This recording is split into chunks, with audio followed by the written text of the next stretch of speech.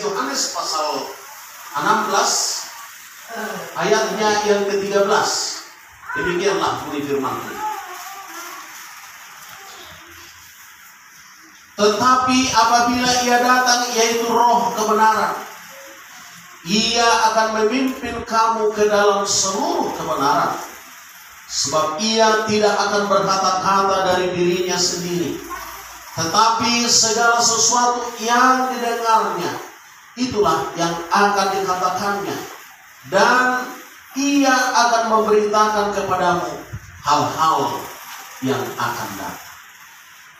Bapak Ibu Saudara yang dikasihi oleh Tuhan, orang yang hidup teratur adalah orang yang terpimpin. Roh yang teratur adalah roh yang terpimpin, yang ada memimpinnya. Kita harus menyadari bahwasanya Roh Allah yang dalam kehidupan kita adalah Allah sendiri yang akan memimpin, sehingga perjalanan roh itu, kehidupan roh itu akan terpimpin. Karena itu Bapak Ibu Saudara yang dikasihi dalam nama Tuhan, apabila ia datang yaitu Roh Kudus, maka ia akan memimpin kamu ke dalam semua kebenaran. Bukan hanya kebenaran ilahi, tetapi juga adalah kebenaran duniawi yang dituntun oleh Roh Allah yang Maha Besar itu, yang juga memimpin roh kita masing-masing ke dalam kebenaran itu sendiri. Karena itu Bapak Ibu Saudara yang dikasihi dalam nama Tuhan, betapa pentingnya pemenuhan Roh Kudus ini dalam kehidupan kita. Betapa pentingnya pencurahan Roh Kudus ini dalam kehidupan kita.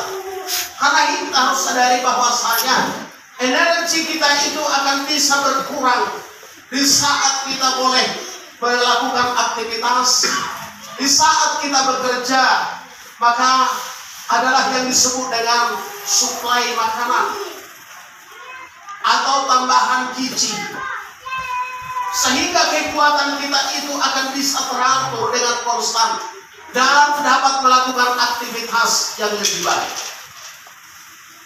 Seirama dengan itulah, maka roh kita juga perlu pemenuhan.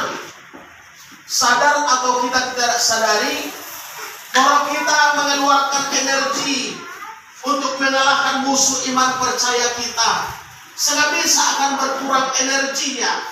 Kalau dia tidak dipenuhi, maka kekuatannya akan menjadi lemah.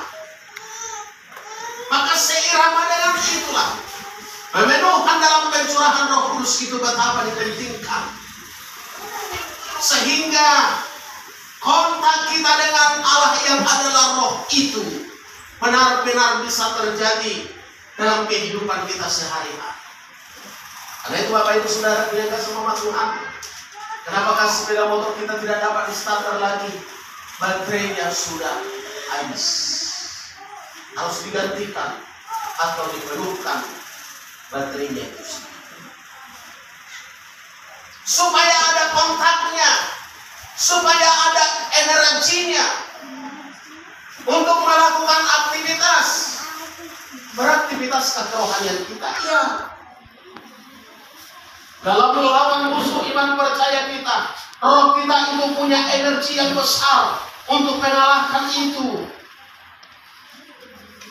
Tetapi apabila dia ada hubungan tetap dengan sumber energi itu, sumber kekuatan itu yang adalah Allah, yang adalah roh, maka dia akan mempunyai kekuatan yang besar. Karena itu Bapak Ibu Saudara yang dikasihi dalam nama Tuhan, dipimpin oleh roh Allah, roh kita itu haruslah.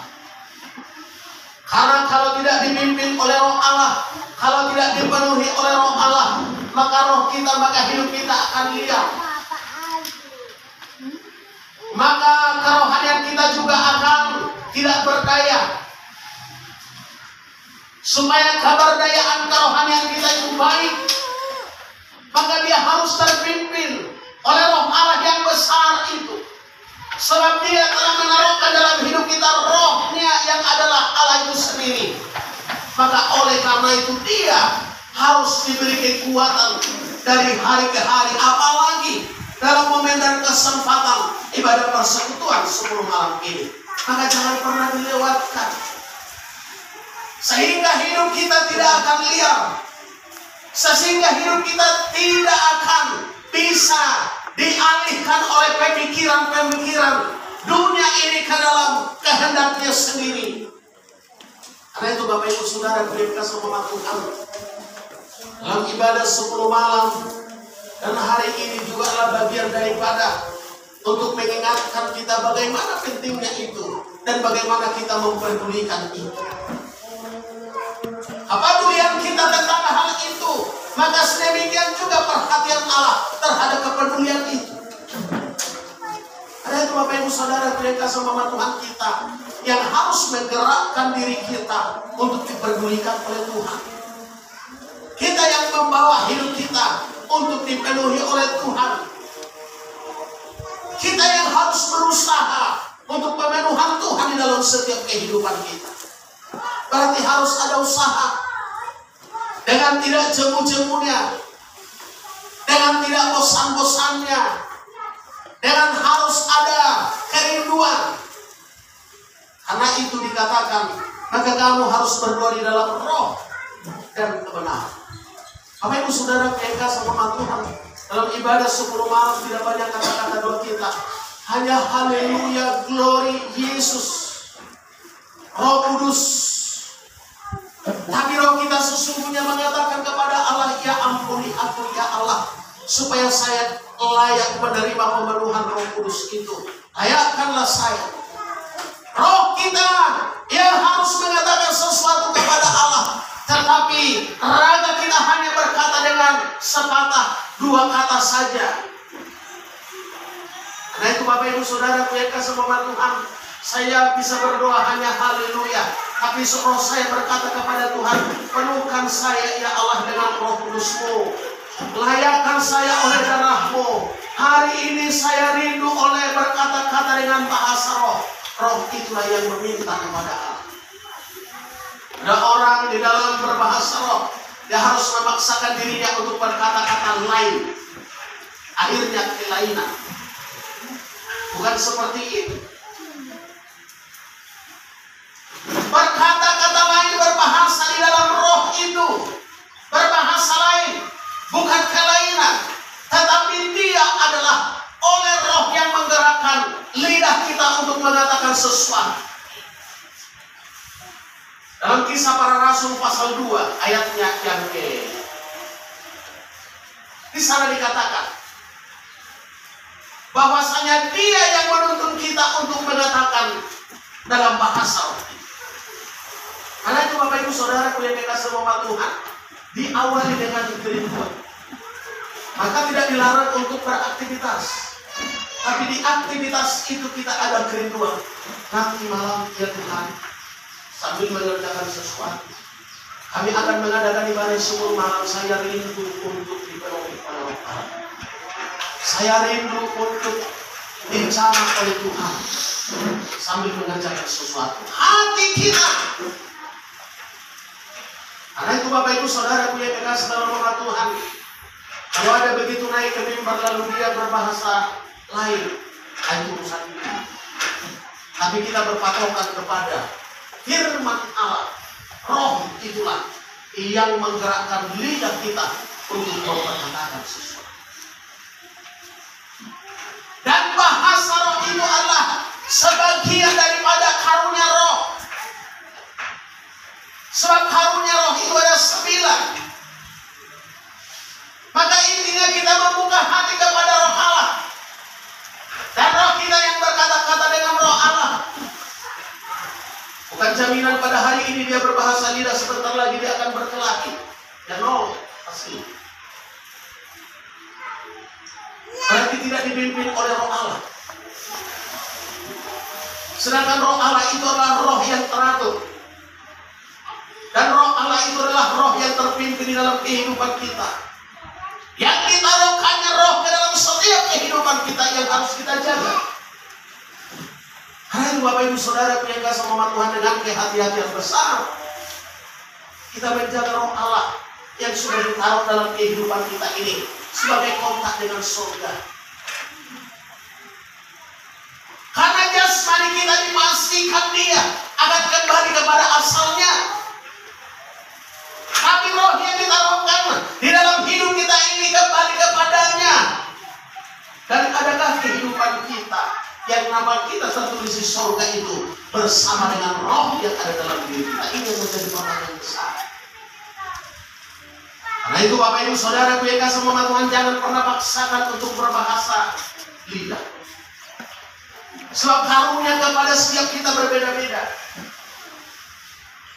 Ada orang yang mendengarkan sebelahnya berkata-kata dengan kata-kata yang tidak dimengerti, lalu dia ikut-ikutan seperti itu. Bukan lagi menjadi berbuat, menjadi dibuat-buat. Salah. Yang terpenting kita buka hati kita kepada Tuhan, kepada Roh Allah, kepada Yang Maha Besar itu. Dia akan menentukan bagaimana kita akan melakukan sesuatu. Memperkatakan doa kita itu sendiri. Karena itu Bapak Ibu Saudaraku yang kasih sama Tuhan, penuh dengan hikmat kita di dalam ibadah sejumat. Keseluruhan. Nah itu Bapak Ibu Saudara yang kasih sama Tuhan, maka dalam pujian, dalam doa yang kita persembahkan kepada Tuhan itu, maka kita harus berdoa di dalam roh dan kebenaran. Roh kita yang harus berdoa. Raga kita meminta kepada Tuhan di dalam doa puji-pujian kita, dalam doa penyembahan kita, dalam doa kesyukuran. Bapak Ibu Saudara, mudahkah? Tidak. Sulitkah? Tidak. Tapi bagaimanakah? Dia adalah dalam bentuk kerinduan yang kita aturkan kepada Allah, yang kita bukakan kepada Allah. Makanya orang di ladang sendiri pun bisa dia berbahasa. Makanya tidak ramai pun bisa berbahasa. Makanya dalam kesendirian pun bisa berbahasa.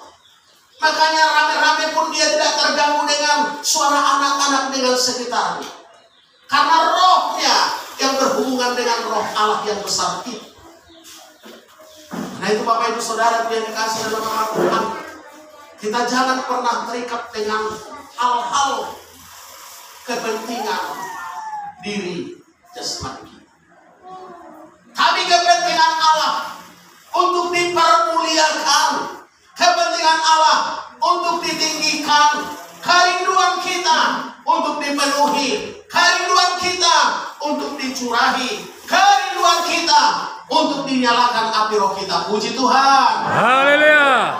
Karena itu Bapak Ibu Saudara yang kasih sama Tuhan, dalam pekerjaan yang mudah dilaksanakan ini, kita kerjakanlah. Dalam kesederhanaan yang kita laksanakan ini, kita kerjakan dengan sungguh. Dalam situasi yang masih ada terbaik ini, kita gunakanlah dengan baik. Sebab ada waktunya kita tidak akan dapat berbuat apa-apa. Hanya roh kita yang dapat berkomunikasi dengan Allah. Sebab hidup kita telah dikunci. Bukan di masa kita maksudnya. Ada masa-masa yang tidak kita tahu.